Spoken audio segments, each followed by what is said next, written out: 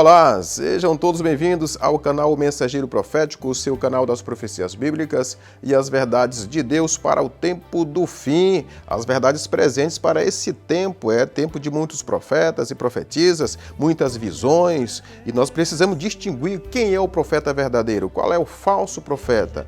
Nós precisamos ter essa informação da Bíblia Sagrada, que tem a profecia verdadeira. Então o tema de hoje é muito especial e você está no canal certo. Hoje nós veremos como distinguir, como separar, como diferenciar, como identificar o profeta verdadeiro.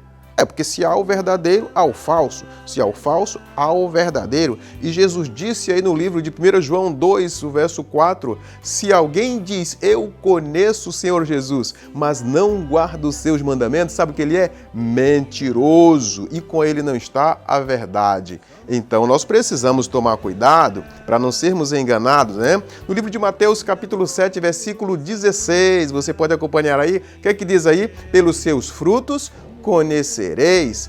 Então nós precisamos nesse vídeo descobrir qual é o profeta verdadeiro. Você vai ficar sabendo. Então Mateus 24 já diz o seguinte, queridos. Versículo 4. Vede que ninguém vos engane, levantar-se-ão muitos falsos profetas e enganarão a muitos. Então nós já temos a informação de que vai se levantar ou vão se levantar muitos falsos profetas. E o que é pior, enganarão a muitos. Você e eu precisamos estar atentos para não sermos enganados. É a orientação do nosso mestre, o soberano Senhor Jesus Cristo. Verso 24, né? Mais embaixo aí. Porque surgirão falsos cristos e falsos profetas, operando grandes sinais e prodígios para enganar, se possível, até os escolhidos, até os eleitos. Preste bem atenção. Não vá achando que uma pessoa é verdadeira porque fez um truque, porque fez uma cura, que fez um milagre, um prodígio no céu, até fez descer fogo do céu, não é garantia de que é de Deus. Sim, porque o anjo caído, Lúcifer, aquele que foi expulso, ele tem o poder de fazer muitos truques, milagres, maravilhas, até fogo descer do céu. Pois é, até você está suscetível, está passivo de ser enganado. Você está sujeito a ser enganado como tanto a mim. Vai depender muito de como nós estamos focando a observação na palavra de Deus. É na palavra dele que nós vamos encontrar essa distinção do que é certo e errado. Em 1 João, no capítulo 4, versículo 1, amados, não deis créditos a qualquer espírito, antes provai se procede de Deus. Porque muitos falsos profetas têm saído pelo mundo afora. Muitos profetas têm saído pelo mundo afora. Vamos para Mateus capítulo 7, o versículo 15 e o 16. Acautelai-vos quanto aos falsos profetas. Eles se aproximam de vós, disfarçados de ovelhas, mas no seu íntimo são lobos devoradores. Venha cá, isso é muito sério, né? Muito grave, muito sério. Porque eles se aproximam como gente boa, acima de qualquer suspeita. Então, a primeira coisa que você tem que entender é que o falso profeta pode estar entre você e você jamais suspeita, porque ele é gente boa, ele pode ser da tua família, pode ser da minha. Enfim, ele se veste muito bem, ele fala bonito, enfim. Nada disso desqualifica ele como falso profeta. Não. O que vai tornar ele falso profeta é alguma coisa da palavra de Deus que ele omite. Lembre-se disso. Isaías, no capítulo 8 ainda, o versículo 20 agora. Na tela você acompanha. A lei e ao testemunho, se eles não falarem dessa maneira, jamais verão a alva. Meus amigos, precisamos entender que se eles... Quem são eles? Eles os pregadores, eles os pastores, eles os líderes, os sacerdotes, a liderança, as autoridades eclesiásticas de qualquer igreja que você imaginou agora. É porque para mim, quando eu falo nesse canal de igreja, eu estou falando de um povo de Deus. Deus tem um povo, uma igreja sem parede, e ele está procurando adoradores que o adorem em espírito e em verdade. E disse Jesus, virá dias em que nem em Jerusalém, nem na Judéia, nem aqui, nem ali, disse ele para a mulher samaritana. Porque já chegou esse tempo e Deus está procurando adoradores, os verdadeiros, aqueles que não se embaraçam com templos e com CNPJs e com normas e dogmas dos seus manuais e encíclicas, não. Ele está procurando adoradores que adore o Criador e o Salvador na beleza da sua santidade, em espírito e em verdade. Estes são os discípulos verdadeiros. Vamos agora então para as características. As características do profeta verdadeiro se faz necessário que você e eu conheçamos. Abra sua Bíblia em Daniel. Daniel capítulo 10. Daniel, no capítulo 10, versículo 8 e 9. Assim fui deixado a sós, admirando aquela visão, e me senti enfraquecido, trêmulo e muito pálido. Quase desfaleci por completo. Então, eis que ouvi a voz das palavras do anjo, e ouvindo o som do que dizia, perdi os sentidos e entrei em um estado de êxtase. Caí de bruços com o rosto em terra. Essa foi uma visão de Daniel depois de ele ter orado 3 semanas pedindo uma resposta de um assunto que ele queria entender. Aqui Daniel vai dar as características de quem é o profeta verdadeiro. Primeiro, o profeta verdadeiro disse ele, eu enfraqueci, eu fiquei pálido, eu caí, eu perdi o sentido, eu entrei em êxtase, eu fui tomado de consciência para outro lugar. O profeta verdadeiro, ele está vivo, tá? Mas ele perde o domínio de si. Quem domina ele agora é o Espírito Santo. As características é ficar fraco, ficar pálido, trêmulo. Aí então aquele anjo que está sendo o relator da visão chega e encoraja ele. Mas ele diz que ele ficou com os olhos fitos ali, ele ficou atento às palavras, mas ainda sem força. Essa é a característica do verdadeiro profeta.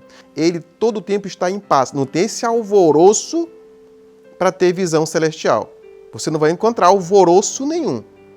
Pelo contrário, é na paz, no vento, na calma e na brisa, que o Espírito Santo trabalha com os seus verdadeiros profetas de Deus. Entendido? Não fique acreditando em qualquer revelação de esquina por pessoas que não são profetas e nem profetizas. Primeiro porque tem as características. Se alguém não guarda os mandamentos de Deus, já está desqualificado para ser profeta ou profetisa. Se os frutos da vida dele ou dela não condiz com o que diz a palavra, está desqualificado para ser profetisa ou profeta. Se ele não concorda com toda a Bíblia, ele já está fora dessa característica de um profeta verdadeiro. Se ele não crê no testemunho de Jesus, que são os livros dos profetas, e aí eu vou apresentar uma profetisa para você hoje aqui. Isso aqui é o Grande Conflito, um livro mundialmente conhecido, um dos mais vendidos, e é um livro poderoso. Depois você vai adquirir o original, porque hoje tem o de 280 páginas, tem o de 350 e tem o de 700, que é o que eu tenho aqui. 700 páginas é o completo. Vamos avançar então, porque é o seguinte, Jesus deu uma ordem especial, tipo, cuidado para você não ser enganado. Tá, já sabemos disso. Também ele disse, olha, veja pelos frutos você conhece se é verdadeiro ou falso. Se ele fala de acordo com a palavra do Eterno, de acordo com a Bíblia e o testemunho de Jesus, é verdadeiro. E o que é o testemunho de Jesus? O testemunho de Jesus é o espírito da profecia. Então me permita ler com você Apocalipse no capítulo 10, versículo 11. Importa que profetizes outra vez a muitos povos, nações e língua. Essa informação é interessante, porque depois do profeta João, haveria de surgir um povo, um movimento profético. João é o último profeta canônico. Quando eu digo canônico, são aqueles que foram regulamentados por aquele grupo de líderes, judeus, que acharam por bem formar um cânon ali, e esse cânon aprovou os livros de pessoas que estiveram próximo do Salvador, ou que tiveram visões aprovadas lá no passado, como Isaías, Jeremias, foram pessoas de uma vida consagrada, dedicada ao eterno Salvador, ao eterno Criador. E no Novo Testamento, o profeta que foi chamado, depois de João Batista, que foi primo de Jesus de 3º grau, o profeta chamado foi João, um dos seus discípulos, aquele que escreveu o Apocalipse, na ilha de Patmos. E este mesmo profeta, este servo do Eterno, ele escreve em Apocalipse no capítulo 10, o versículo 11, que a gente acabou de ler, que seria necessário que depois dele ainda houvesse um profeta ou uma profetisa. Então agora eu quero te apresentar uma profetisa. Está evidente que ela foi a pessoa chamada para ser a profetisa depois do apóstolo João. Estou falando de uma menina norte-americana que nasceu em Gorham, no estado de Maine, Estados Unidos da América, em 26 de novembro de 1827, filha de Robert Harmon, membro da Igreja Metodista, esposo de Dona Eunice Harmon. Então, é um casal, esse casal tinha filhos e uma das filhas era Ellen Golden Harmon. Estou falando de uma garota que aos 8 anos de idade sofreu um acidente, levou uma pedrada de uma colega, quebrou o nariz dela ela ficou incapacitada de estudar, chegou a ponto de os professores disserem, olha, não assimila nada, ela não tem mais como estudar. Saiu da escola, ficou em coma por muito tempo, fizeram para ela um berço grande, ela ficou ali, sofreu durante 5 anos. Quando melhorou, começou a frequentar a igreja metodista com a família, com seu pai, o Robert, e sua mãe Eunice. E também suas irmãs. Ela foi batizada na igreja metodista em 1840 e 2 anos depois ela conheceu a fé adventista. O pregador Guilherme Miller fez uma pregação em Portland, onde ela morava, e ela teve a oportunidade de assistir essa conferência. Depois de assistir a conferência desse movimento adventista, porque esse movimento que eu falo era o movimento das pessoas que acreditavam que Jesus voltaria no ano de 1844. Baseado em quê, professor? Baseado no capítulo 8, versículo 14 de Daniel. Eles estudaram, e o capítulo 8, versículo 14 de Daniel, quando você vai ler, você precisa ler, é uma profecia longa. Ali diz, ao se completar 2.300 tardes e manhã, o santuário será purificado. Então eles começaram a estudar isso aqui e fizeram o cálculo. Desde a saída da ordem para restaurar Jerusalém, teria esse prazo todo. Eles fizeram a conta, que nós não vamos fazer aqui porque não é intenção, só estou te contando. Você estuda aí o capítulo 8, 9 de Daniel, você vai entender esse assunto, você precisa entender. Então eles chegaram a uma conclusão que esse período de tempo profético ia se cumprir em 1844. E era verdade. A conta estava certa, eles eram bons de matemática. Só que Jesus nunca explicou que a terra é santuário, ele nunca falou isso para ninguém, a Bíblia não diz isso. Então eles pensaram que como não tinha mais santuário na terra em 1844, Guilherme Miller e todas aquelas pessoas que estudavam junto com ele pensaram, então a purificação do santuário só pode ser a volta de Jesus. Já que não tem mais santuário na terra nesse tempo aqui, 1844, então o sinal de que Jesus vai voltar em 1844 para purificar a terra, sendo a terra o santuário, no entendimento deles. Muito bem, chegou então essa profecia, essa notícia nos ouvidos de Ellen White. E ela começou a estudar o assunto. Ela começou a querer também pregar sobre a volta do Senhor. Só que ela é de uma igreja que não estava nesse movimento. Ela pertencia à igreja metodista. E os metodistas aí começaram a enciumar-se com os adventistas, com aquele movimento. Agora é bom falar também que no movimento adventista estavam quem? Tinha pessoas que eram congregação cristãs, tinha pessoas batistas e tinha pessoas que simpatizavam, que não era de confissão nenhuma, mas entravam para isso. É verdade, Jesus vai voltar em 1844. E Ellen foi uma destas que acreditou e começou a pregar o evangelho. Sabe o que ela fez, queridos? Ela ganhava um dinheirinho lá ajudando o pai dela. O pai dela era chapeleiro, seu Robert. O senhor Robert era chapeleiro, fazia chapéu, né? E ela foi incumbida ali, porque estava ali, né, era adolescente, para dar uma ocupação à filha. Ele disse, não, filha, eu vou te dar 25 centavos de dólares para te me ajudar a fazer só as capas do chapéu. E ela ganhava isso por dia, 25 centavos de dólares. E ela pegou todo esse dinheiro, essa economia que ela tinha para comprar panfletos, para divulgar, sabe o quê? A volta de Jesus. Eu sinto que isso é um tapa para mim e para você, que talvez tenha condição de fazer um trabalho de panfletagem, divulgação da palavra, comprar grande conflito, comprar a Bíblia e distribuir, para pregar e apressar a volta de Jesus. Mas a gente não faz. Bom, aquela adolescente fazia. Com 20 centavos, um salário de 20 centavos por dia, ela fazia. Pois bem, avançando um pouco a história então, os metodistas, os seus líderes da igreja metodista, expulsaram da igreja. Todas as pessoas que querem piamente servir a Jesus, eles sofrerão perseguição. Pode imaginar alguém ser expulso de uma igreja porque está pregando a volta de Jesus? É um cúmulo do cúmulo. Mas me faz parecer com os dias atuais. Se você se levantar fazendo ministério, assim com tuas próprias forças, com teus próprios 25 centavos de dólares, vai chegar alguém e dizer, ei, você não pode fazer isso, que isso está independente do sistema da igreja. Você está fazendo um fogo estranho por ali, porque você não passou por aqui para pedir a bênção daqui, para a gente poder autorizar você fazer isso. Olha, o reino dos céus tem um dono. Não é o ser humano, não. O reino dos céus é liderado pelo dono da seara. O soberano Senhor Jesus Cristo é encarregado de evangelizar o mundo. Ele é encarregado pelo seu próprio Pai, o dono da seara. Bom, Ellen White começou a estudar com os adventistas. Agora uma ex-metodista, a família dela foi expulsa também, começou a estudar essa fé. Chegou o dia da volta de Jesus e Jesus não voltou. 22 de outubro Foi um dia especial, todo mundo vendeu suas casas, todo mundo deu suas coisas para ser bonzinho, não sei. Mas um movimento de milhares e milhares, e você pode imaginar pela Europa, todo mundo se aglomerou, milhares de pessoas esperando Jesus voltar. Terminou aquele fatídico dia, decepcionante dia, 22 de outubro de 1844, e Jesus não voltou. Você consegue imaginar a decepção que foi desse movimento? Grupo de pessoas com crentes de todas as igrejas. Todas as igrejas que existiam na época e que aceitaram, né? Ali tinha metodista, tinha batista, congregação cristã, tinha outras confissões, enfim. Que ali naquele movimento se juntaram todos numa fé única. Isso é importante, viu? Uma fé bíblica. E onde é que estava o erro? Onde é que estava a decepção? Bom, queridos, o Senhor dos Exércitos nunca deixa você e eu, seus filhos, sem informação. A Bíblia diz que ele nunca faz nada sem antes avisar. Mas ele avisa as pessoas através dos seus servos, os profetas.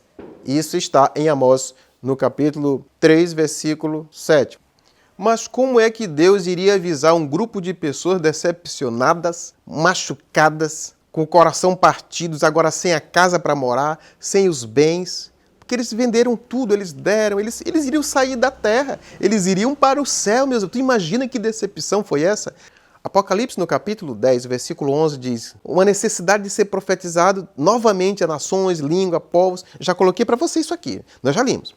Mas agora eu quero que você volte para o versículo 10, Apocalipse 10, 10. Olha como é que estava profetizada essa decepção. Eu tomei o pequenino livro da mão do anjo e o comi. Ele era na minha boca doce como mel. E assim que eu terminei de comê-lo, o meu ventre ficou amargo como fel. Essa é a versão King James. Talvez a sua seja diferente, mas o assunto é o mesmo. Queridos, esse livrinho que aparece em Apocalipse 10, 10, nada mais é do que a visão de Daniel lá. Lembra daquela visão que eu falei, capítulo 8, versículo 14? A visão dos 2.300 anos, aquela visão de Daniel que apontava para a purificação do santuário e que aquelas pessoas se animaram tanto porque descobriram que seria a volta do eterno Salvador para buscar. Tem alegria maior do que saber que Jesus vai te buscar para morar no céu? Não, essa foi uma alegria que encheu o coração das pessoas a ponto de vender fazenda, vender o gado, vender o barco, vender tudo. Se dispuseram de tudo, foram bonzinhos nos últimos dias de sua vida para ir para o céu. Acontece que ele não voltou. Agora eu te pergunto, a quem Jesus chamaria para esclarecer as coisas, já que eles foram enganados, mas passaram bem perto da verdade? Por que bem perto da verdade, JR? É porque a data foi certa, a conta que fizeram foi certa, os meninos eram bons de matemática, aplicado em matemática, estudavam o dia todo, não tinha dúvida. Fazendo as contas, desde o ano 457, que era o ponto de partida, você vai encontrar também em Daniel isso aqui, capítulo 9, tá? Mas o ponto de partida era o ano 457 antes de Jesus. E aí você só precisa fazer uma conta simples demais, você iria chegar em 1844. Porque a quantidade de anos já se sabia, era 2.300 anos. Então fizeram a conta. Tá, por que Jesus não voltou? A quem ele usaria para avisar agora aquele povo desiludido, decepcionado, acabado, arrasado? Ele chamou um moço chamado Guilherme Foss para esclarecer. Vem aqui, Guilherme Foss. Anuncia para eles que eu vou esclarecer tudo, porque eles não estão errados. Guilherme Foss aceitou? Não aceitou. Por quê? Porque, queridos, ninguém queria saber de crente nem pintado de azul. Depois de uma decepção dessa, no dia seguinte, todo mundo chorando pelos cantos, famílias partidas, mulheres, quem sabe, que chegaram para o marido e disseram: olha, eu te avisei que isso não era verdade. Maridos que também chegaram para a mulher: olha, mulher, eu te avisei, mulher, você... Queridos, houve um racha na sociedade. E ficou só um grupinho de pessoas querendo entender. E esse grupinho de pessoas iriam ter resposta, porque Deus não deixa o seu povo sem resposta. Amós 3,7, ele não faz nada sem avisar. E o aviso já estava claro na Bíblia. Pois bem, avançando então, já que Guilherme Foss não aceitou o convite de Deus, ele chamou um outro, William Foy. William Foy, você vai lá e diga que William Foy também ficou com medo, tremeu na base, preferiu não dizer nada para o povo. Então, queridos, o Senhor faz uma tentativa, uma terceira tentativa, com um jovem chamado, um moço, que era também daquele grupo de crentes, chamou ele, Hiram Edson, que enquanto atravessava um milharal, Hiram Edson olhou para cima e viu uma visão, Jesus Cristo passando do lugar santo para o Santíssimo. No céu tem um santuário, né? Tem o lugar santo e o Santíssimo. O santo é onde ministra o sacerdote, o soberano Senhor Jesus, e o Santíssimo é o trono do Eterno. Ele viu essa visão lá, e entendeu, e foi esclarecido para ele que aquela data estava certa, mas o evento era outro. Não era a purificação da terra aqui, a purificação do santuário era no céu. Ah, no céu tem um santuário, mas é claro que tem, e a Bíblia afirma isso em Hebreus, está todo o tempo aí na tua Bíblia, mas se a gente não lê, não vai estar sabendo. A Bíblia já estava aí. Mas como é que ele decepcionou? Queridos, essa decepção tinha que acontecer. Te lembra do versículo que a gente leu? Apocalipse 10, versículo 10. Haveria uma decepção. O livrinho amargo só era amargo depois da decepção. Porque antes da decepção o assunto era doce como mel na boca. Mas o resultado desse doce ficaria amargo. A decepção. Pois bem, avançando então, Hiram Edson reuniu aquele grupinho e disse, gente, nós entendimos errado. Eu tive uma visão no milharal, passando no milharal, o Senhor me esclareceu que nós estamos certos na data, mas a purificação do santuário, ela aconteceu no céu, porque a terra não tem mais santuário, e a terra não é santuário. A Bíblia nunca disse que a terra é santuário. Vamos para Hebreu. Aí você chega em Hebreus 7, Hebreus 8 e Hebreus 9, o conteúdo desses 3 capítulos é: o soberano Salvador não entrou em santuário feito por mão de homem, mas entrou no santuário celestial, aonde é o original, de onde ministra em favor de... Enfim, no céu tem um santuário. E o sacerdote, e sumo sacerdote, é o soberano Salvador. E foi lá que aconteceu aquela cerimônia. Ah, JR, mas o que significa a purificação do santuário? De acordo com o santuário da terra, no dia da expiação era feito, sabe o quê? Um julgamento. Era um julgamento, na terra tinha um santuário no meio do povo judeu e a orientação aos sacerdotes e sumos sacerdotes era para que acontecesse uma cerimônia no final de ano. Não é a questão aqui só para você entender, porque o santuário da terra era uma cópia do santuário do céu e os eventos do santuário da terra eram eventos ilustrativos do que iria acontecer em 1844. Então, a purificação do santuário da terra era tipo um julgamento onde o povo de Israel todo era chamado sem pecado, já depois de se preparar durante 10 dias, que era a festa da trombeta, 10 dias de preparação, quando se apresentasse no dia da expiação, lá em frente ao santuário, o sumo sacerdote entrava ali para ministrar uma cerimônia que representava o perdão de Deus para o povo judeu que estivesse ali, contrito uns com os outros, sem picuinhas entre crente e crente, não, todo mundo tinha que estar em paz com Deus. E entrava o sumo sacerdote lá para ministrar e esperar que fosse aceito. E quando era aceito, vinha então, subia o Shekinah do santuário, subia a Shekinah e o povão dizia, o Senhor aceitou a nossa confissão e nos perdoou. E tinha toda uma cerimônia que quando eu falar aqui de santuário, quando eu falar do santuário de uma forma mais clara, que você vai entender. Agora eu só estou dizendo para você que a purificação do santuário do céu era a cerimônia que fazia valer a simbologia do santuário da terra. Então, a purificação do santuário celestial começava o julgamento. Julgamento dos mortos. Julgamento dos mortos.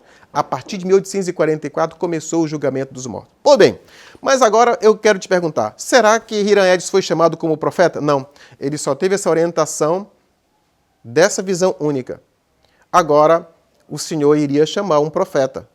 Porque o livro de Apocalipse, capítulo 10, versículo 11, diz que haveria de ter um profeta ou uma profetisa. Então, depois de esses homens terem rejeitado o convite do Eterno, aí ele chamou uma garota de 17 anos de idade, fraca, doente, ex-tuberculosa, não tinha grau de instrução, não conseguiu estudar. Deus disse, eu não vou me permitir, filha, que você tenha nem saúde, nem vai se formar. Você vai ser indouta, uma leiga. Eu vou chamar alguém que venha fazer as grandes coisas para que depois as pessoas entendam que você está comigo, que você está fazendo porque o Espírito do Senhor está com você. Agora vamos então para o chamado de Ellen White. Ellen White, ela teve um sonho onde ela viu um prédio de uma coluna só. E ela quis entrar no prédio. Ela disse que então eu vou entrar. Isso é um sonho. E ela caminhou para entrar no prédio. Mas teve muitos impedimentos para que ela entrasse. Finalmente ela entrou no prédio. Quando ela chegou dentro do prédio, ela viu que na coluna central, aliás, só tinha uma coluna, o prédio só tinha uma coluna.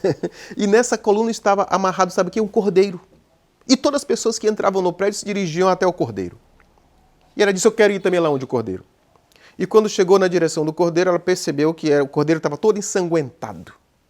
E quando ela foi se aproximando calmamente para se aproximar do cordeiro, que era o soberano Senhor Jesus, deu um trovão, um terremoto e uma luz muito forte, enfim, um grande evento onde sumiu todo mundo e ela disse, estou perdida. Ficou sozinha no escuro, estou perdida. Ela acordou. E ela ficou impressionada. Que sonho é esse que você tem que fica impressionado? Ela disse, eu sei que eu estou perdida, porque nesse sonho era um sonho muito vívido. Alguma coisa real tem nesse sonho. E ela preocupada. Dormiu de novo. Sonhou de novo. No segundo sonho, ela estava meditando como ela poderia ser salva. E ela pensava assim, pensava em voz alta, dizia assim, se o Senhor Jesus estivesse na terra, eu ia me prostrar aos pés dele, eu ia confessar meus pecados, eu sei que Jesus é bom, ele iria me aceitar e eu iria ser salva. Enquanto ela estava pensando alto de como fazia isso, ela teve outra visão, e aí apareceu um ser majestoso. Apareceu um ser majestoso e perguntando a Ellen White, você quer ver Jesus? Ele está aqui. E você pode vê-lo. Se você quiser. Você quer vê-lo? Se você quer ver, tome todas as suas coisas e venha comigo. Ainda no sonho, queridos, ela pegou os seus trapos, que dizia, ela que disse, pegou os trapinhos que já não era muito mesmo e seguiu o ser majestoso. Subiram numa escada bem elevada e aparentemente fraca, mas aquele ser majestoso disse para ela, Ellen, não olhe para trás. Pois muitas pessoas subindo essa escada que olharam para trás nunca mais sobreviveram, caíram, se desfacelaram. Não olhe para trás. Subiram. Chegaram lá em cima no prédio, entraram numa porta, mas o anjo relator, aquele anjo relator do sonho, disse assim, deixe suas coisas aí fora, entre só você. Entrou. Quando ela entrou no prédio, olha o que ela vê.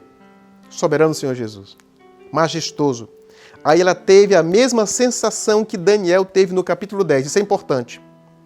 Ela ficou trêmula, pálida, fraca e caiu por terra. As mesmas características do profeta verdadeiro que a Bíblia mostrou no capítulo 10 de Daniel, que a gente acabou de ler ainda há pouco. Ela disse que o Senhor Jesus olhou para ela com um olhar compassivo, como olha para você. Ele olha para você com esse olhar de compassividade, de amor, de misericórdia, assim que ele olha para nós. Ele é bom, Jesus é bom demais. Olhou para ela com um olhar de carinho, de compaixão, e como dizendo assim, te leva, mas não deu uma palavra. E ela se encorajou. Jesus sorriu para ela, ela se encorajou, ela pensou, Jesus gosta de mim. Mas enquanto ela estava tendo uma sensação de que ela estava ouvindo, ele não falou nada.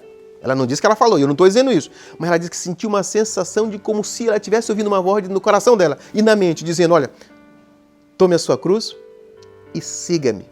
Mas logo imediatamente o anjo relator disse logo para ela, você já olhou, agora vamos sair, Ellen. Você já olhou, você queria ver ele, já olhou e sem dar uma palavra para Jesus, ela saiu do prédio. Acordou. Ah, irmão, se você tivesse um sonho desse, eu penso que você seria impactado também. Ela ficou impactada. Ela disse, Jesus me ama, eu vou pregar o evangelho. Agora eu vou pregar o evangelho. Mas nunca tinha orado em público. No outro dia foi convidada para um culto entre a família. Quando chegou lá, nesse culto, eles estavam orando, depois de todo mundo orar, eles também querem orar. Então eu vou colocar para você a primeira oração de Ellen White. Vou botar na tela, bora botar na tela aí, para a gente compartilhar? Primeira oração da Ellen. Vamos então. Isso num culto, não foi na igreja, foi num culto da família. Um membro da família fez um culto e ela foi lá. Eu senti o mesmo desejo que havia sentido antes, a sensação de ouvir uma voz dizendo, toma a sua cruz entre o povo e segue-me.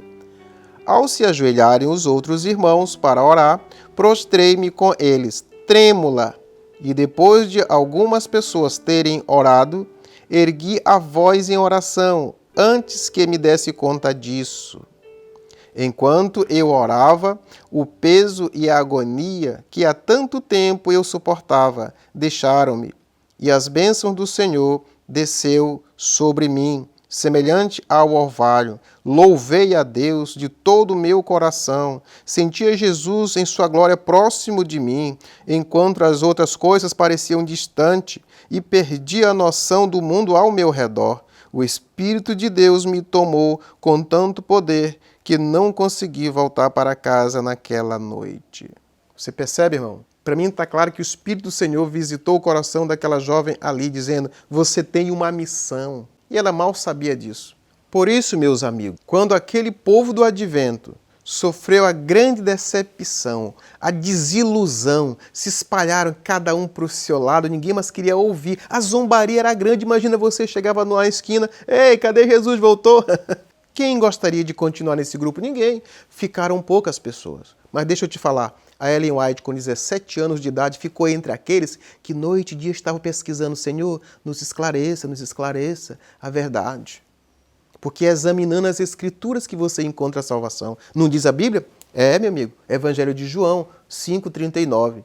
É só examinando que você encontra Jesus. E nesse exame acontece de ela receber um convite. A sua primeira visão foi em dezembro de 1844. É, queridos. A decepção foi 22 de outubro, né? E em dezembro ela teve a primeira visão. Passaram ainda 2 meses pesquisando por querendo entender. Com 2 meses de pesquisa, ela teve sua primeira visão entre o povo de Deus. Entre o grupinho dos adventistas, né? Não tinha igreja, não tinha instituição adventista, não tinha prédio. Era um grupo de estudiosos, chamado de os adventistas. Advento significa a volta de Jesus. Você que crê na volta de Jesus, você é adventista. Parabéns! Advento é a volta do Salvador. Eu sou adventista, creio no advento de Jesus. Ela recebeu a primeira visão. Vamos então conhecer a primeira visão da profetisa do Senhor, Ellen White, com 17 anos de idade. Louvado é o nome do Senhor. Senti-se elevada mais e mais alto, em cima nos céus. Voltei-me para ver o povo adventista no mundo, e não vi. Então o anjo me disse, olha novamente, e olha mais para cima. Então eu vi uma multidão enfileirada subindo por uma estreita senda no cume da rocha, cercada de abismo de ambos os lados, rumo à cidade santa. E Jesus ia na frente do povo, iluminando a senda para que eles não caíssem. E enquanto mantivessem o olhar em Jesus, estariam seguros. Primeira visão da serva do Senhor, Ellen White. Por que eu estou chamando White? Eu não disse no começo que ela era apenas Ellen Golden Armand. Sim. Por que JR está chamando Ellen White agora? Deixa eu fazer esse parênteses para explicar. É que ela, 2 anos depois, iria se casar com Tiago White. E eu já estou aqui adiantando que o nome que ela adotou de casada foi Ellen White. Por isso eu já chamo Ellen White, ok? Mas o nome de solteira era Ellen Golden Armand. Mas o que importa aqui não é se ela casou ou descasou. O que está importando aqui é o trabalho profético, queridos. Ela recebeu a primeira visão e foi mostrado, sabe o que para ela? O povo adventista. Ela disse, eu quero ver, cadê os adventistas? Estão indo para o céu ou não? Eu não estou vendo os adventistas. Cadê os adventistas? Não, esses não vão. Estou reprovado. O anjo disse, olha um pouco mais para cima.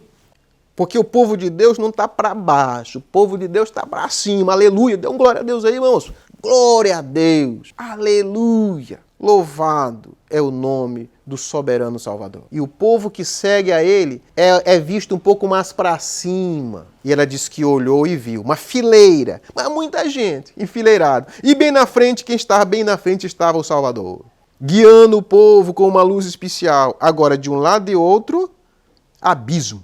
E a orientação para você que segue a Jesus é não te desvia, filho, nem para um lado nem para outro. Siga firme, enquanto você focar. Ela diz aqui que enquanto mantivesse o foco, o olhar no Salvador, estaria seguro. Se você olhar para o mundanismo, você sai da fé cristã. Foque em olhando para Jesus. Louvado é o nome do Senhor.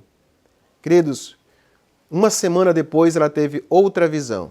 Uma semana depois. Vamos ver então a segunda visão que essa profetisa teve? Vamos lá. Segunda visão, vou colocar na tela para você.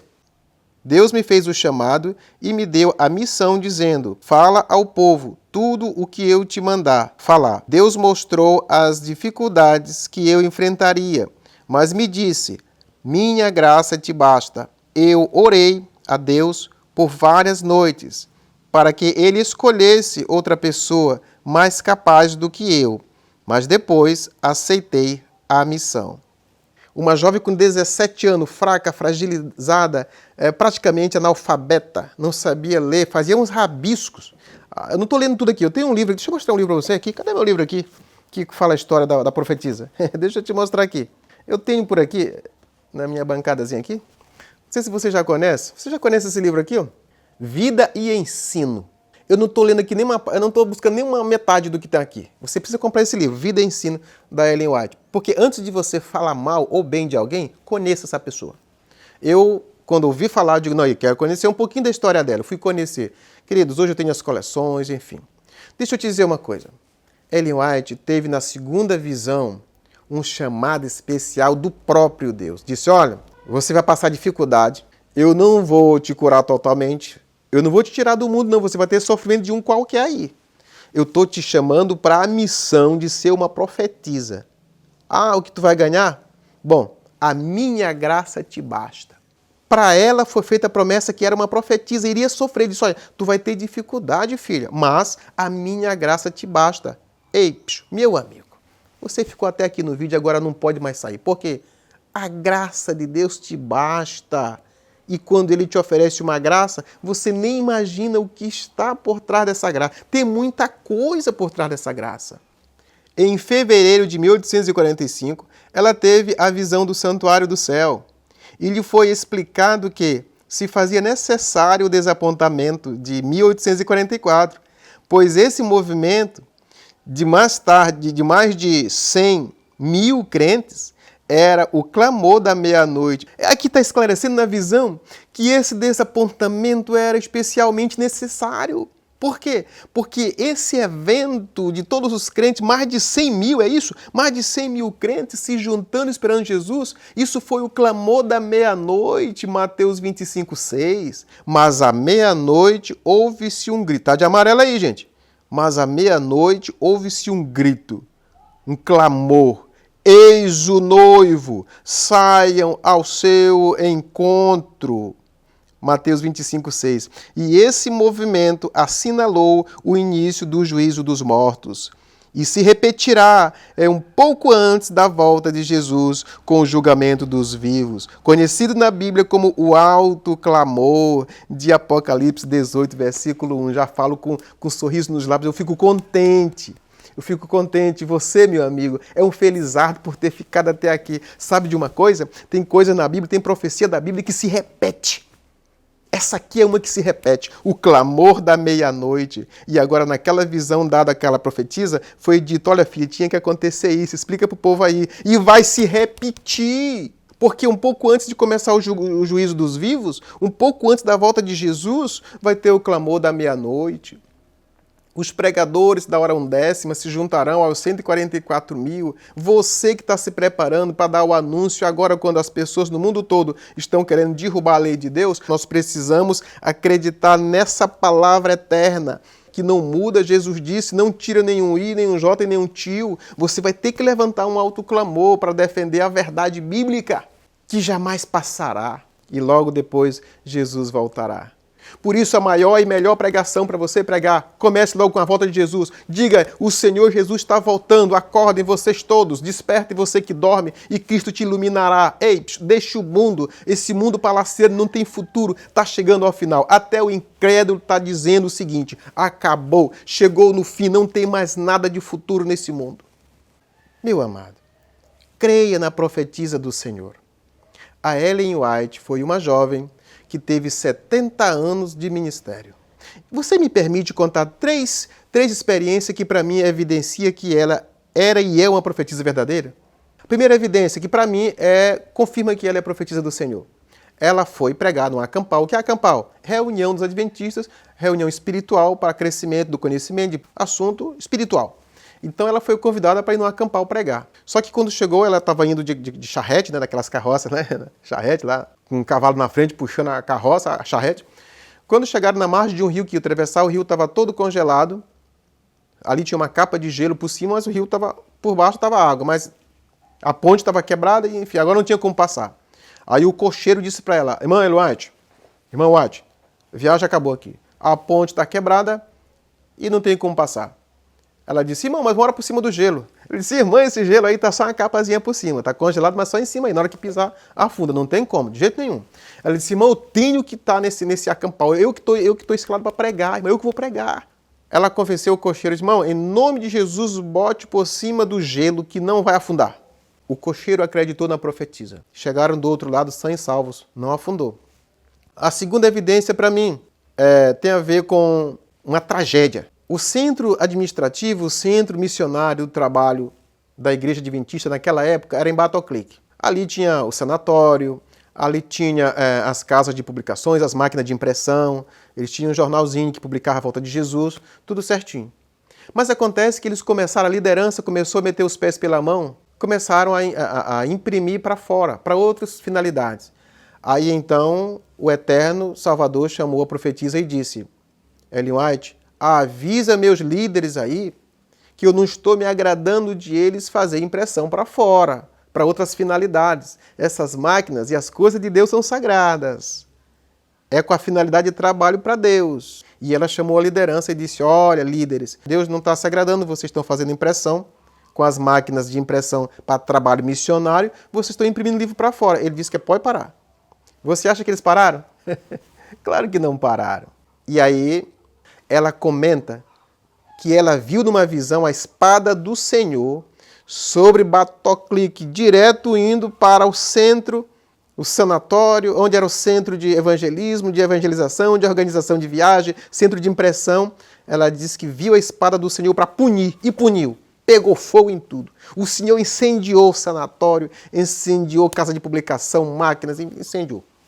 Naquele período, quem era o líder do povo do Senhor era o pastor Dênios. E aí, queridos, aconteceu que apareceu um moço lá, que trouxe uma ideia, a igreja ficou arrasada, sanatório queimado, queimou até alicerce. Aqui a história diz que queimou até os alicerces. Aí ele disse: vamos escrever um livro. O que vocês acham? Trouxeram o livro desse moço, chamado Kellogg. E aí, queridos, começou-se uma discussão, porque esse livro tinha uma teoria um tanto panteísta, que é o mesmo que o politeísmo, ou seja, esse livro está inserido de coisas duvidosas, já dando ênfase de que tem vários deuses. A natureza é um deus, não sei o que é um deus, e que pode haver mais de um deus. Quer dizer, esse livro abria brecha para que houvesse mais de um deus. Isso é o quê? Panteísmo. Isso é politeísmo. E nós, os adventistas do sétimo dia, somos o quê? Monoteístas. Nós pregamos a existência de um único Deus, como diz 1 Timóteo 2,5. Há só um Deus e também um só Filho de Deus, que é o intercessor entre Deus e os homens, entre o homem e Deus. Está muito claro isso. Pois bem, aí então começou a discussão, e esse assunto foi um assunto que chegou no impasse mesmo, discussão pesada, e algumas pessoas do lado de Kellogg, outras pessoas do lado do pastor Dênio, e a comissão da igreja toda, ficou uma confusão. E aí, queridos, perguntaram: cadê a profetisa? Ela estava na Austrália pregando o evangelho. Acontece que, depois daquela discussão, não chegaram em um consenso. Ele foi para casa preocupado, cabisbaixo. Quando abriu a porta de casa, Dênios abriu um envelope. Pastor Dênio abriu aqui: Austrália. Ellen White. Rapaz, irmão White está na Austrália. Mandou uma carta. Foi ver a data de 2 meses atrás. Queridos, eu fico pensando que o eterno Salvador, que vê o fim desde o princípio, que para ele não tem diferença, ele vê tudo, sabe tudo, ele pode tudo. Ele, há 2 meses antes, tomou logo providência de resolver o problema. E Ellen White escreveu a carta há 2 meses atrás, mandou pelo correio da época, que era aquela lentidão, né? Sabe que dia chegou a carta? Pois é, no dia certo, no dia que ia tomar a decisão, abrir o pau e ia quebrar. Aí chegou a carta, quando no outro dia o pastor Dênio chegou na reunião, onde iria se tomar a decisão, aí então todo mundo tenso. Tu já imagina o climão? É hoje. Mas aí antes que começasse tudo, irmãos, ei, silêncio, eu tenho uma carta. De que essa carta? Que ele foi ler: Ellen White, a profetisa do Senhor, está na Austrália. E me mandou uma carta, achei lá em casa ontem à noite, trouxe para a reunião. Ela está dizendo o seguinte, que não é para imprimir o livro nas máquinas do Senhor. O livro não foi aceito pelo Eterno. Porque Ellen White não conhece o livro, mas o Senhor dos Exércitos disse para ela que esse livro não pertence ao povo de Deus porque contém teorias politeístas ou panteístas, defendendo a possibilidade de existir outros deuses. E Deus não aceitou. Aí os irmãos, aí o povo murchou a orelha. E ali não foi aceito o livro. Mas, queridos, quando a pessoa é ímpio, quando ele é rebelde, quando ele não vai por uma porta, ele procura o atalho, ele pula o muro. Então, Kellogg, Dr. Kellogg, juntamente com seus apoiadores, deram um jeito de imprimir o livro em outras fontes. E esse livro, do mesmo jeito, levou o carimbo adventista. Para te resumir, é que hoje essa teoria está entre nós. Eu não sei se ele ressuscitou, se quem ressuscitou foi só a teoria dele, ou sei que alguém deu um jeito de resgatar essa aberração para que houvesse mais de um Deus. Hoje, Já tem quem defende que nós temos 3 deuses. Mas, querido, o que me chama a atenção é que se alguém é chamado por Deus para ter uma visão 2 meses antes de uma reunião que vai acontecer, de um livro que ela nunca ouviu falar, essa pessoa é de Deus. Essa pessoa é de Deus. E fique atento se você adora um só Deus ou se você está no panteísmo. Para ti é 2? Para ti é 3? Então tu pode te juntar com Babilônia, que para eles também é 6, é 600, Egito é outro tanto. Enfim, idolatria, queridos. Nós somos monoteístas. Um único Deus e um único Salvador, o Filho do Eterno. A última evidência de que a profetisa do Senhor Ellen White era serva do Senhor, e é, porque está dormindo no pó, mas vai ressurgir. Ela foi convidada para pregar em Batoclique, Tabernáculo Daime. Era um lugar amplo, grande, todo mundo fazia lá trabalhos, eventos. Ela sempre pregava lá. E ela convidou um quarteto para cantar no evento. Porque Ellen White ia pregar, convidou um quarteto famoso, e o quarteto, antes de apresentar, o líder do quarteto chegou, irmã Ellen White, irmã, eu vim lhe despachar. O que foi, irmão? Não, é que o primeiro tenor adoeceu, problema sério, não vai poder se apresentar. Ela disse, não, irmão, cante só vocês 3. Ele disse, não, irmão, não dá para cantar só os 3, é um quarteto, é 4 vozes, quando tira uma... Ela disse, não, cante os 3. Quando ela chamou o quarteto, entrou para cantar. Só 3 vozes. No lugar de 4, 3. Ia ficar faltando uma voz. Ia ficar feio. Quando escutaram o quarteto cantar... Ei, atenção. Quando escutaram o quarteto cantar, diz o relato do livro Vida e Ensino da senhora Ellen White, que foi a música mais bonita que Batoclique já viu naquela região ali. Foi uma música melodiosa, com voz angelical, uma coisa do céu, uma coisa divina. As pessoas começaram a se emocionar, aceitaram Jesus, houve conversão, uma coisa bonita, mas as pessoas ficaram intrigadas. E chegaram para a irmã Ellen White e perguntaram no final do culto, naquela hora de despedir, né? Perguntaram, todo mundo perguntou, irmã Ellen White, o que aconteceu, o que foi isso? Por que essa música? Aí ela disse, não, foi o meu anjo assistente que cantou com os meninos. Eu fico sem palavras, irmãos. Ela disse, foi o meu anjo que cantou com os meninos que estava faltando uma voz. E eu te pergunto, você quer duvidar de uma pessoa dessa que tinha uma contrição com Deus, uma consagração de vida a ponto de ver o anjo? Foi ela, será que disse, anjo, meu assistente, meu senhor, cante com os meninos, eles estão sem o primeiro tenor, o senhor pode cantar? Será que foi ela que tomou essa iniciativa? Ou o anjo do Senhor chegou para ela e disse, Ellen, eu vou cantar com os meninos, eu já sei esse hino, eles ensaiam toda quarta-feira ali, eu vejo eles ensaiam, eu sei esse hino, eu vou ajudar eles na primeira voz, eu conheço a primeira voz, porque os anjos são da área da música. Mas o que me chama a atenção é que Ellen White via os anjos, especialmente aquele anjo dela que era um anjo relator. Não me interessa se foi ela que pediu para o anjo cantar, e nem quero saber se foi o anjo que se ofereceu para cantar comigo. O importante é que o anjo cantou, encheu o lugar de uma paz celeste, de uma bênção eterna. E eu vou fechar o vídeo te perguntando, será que você vai desconfiar dessa profetisa que tinha essa relação íntima de ver o anjo, conversar com ele? Ou você vai admitir que pelos frutos conhecerei? Foi o que disse a Bíblia aqui. Como profetisa, foi uma vida aprovada e de frutos que merece o teu respeito e o meu respeito. Que Deus te abençoe. Creia no profeta verdadeiro. Fuja do profeta falso. O profeta verdadeiro, tudo que ele fala está de harmonia com a Bíblia Sagrada. Mas o profeta falso, ele dá um jeitinho para dizer, não, isso já passou, isso aqui é do tempo de não sei quem. Ele sempre acha uma brecha para desvalorizar o que está na Bíblia. Ei, se inscreva no canal. Acione o sino da notificação. Você já é um parceiro aqui. Você já é um mensageiro de coisas boas. Feche seus olhos, vamos orar. Soberano Senhor Jesus Cristo, muito obrigado por esta mensagem, Senhor. O Senhor nos advertiu para fugirmos do profeta falso. Nos advertiu para buscarmos o que está escrito na Bíblia Sagrada. E muito obrigado pela informação de que existe uma profetisa, sim, para os nossos dias, que é a profetisa Ellen White. Os seus escritos estão válidos até a volta de Jesus. Muito obrigado por essa informação, Senhor. Por isso eu lhe peço, abençoe esse amigo, abençoe essa amiga que ficou comigo até o final do vídeo. Conceda uma bênção para ele e para ela. Conceda, Senhor, a saúde. Conceda o conhecimento da sua palavra, o entendimento, como distinguir entre o certo e o errado. Salve-nos para o seu reino. Conserve o nosso nome no seu livro, no livro da vida. Essa é a nossa oração. Em nome do Senhor Jesus Cristo. Amém.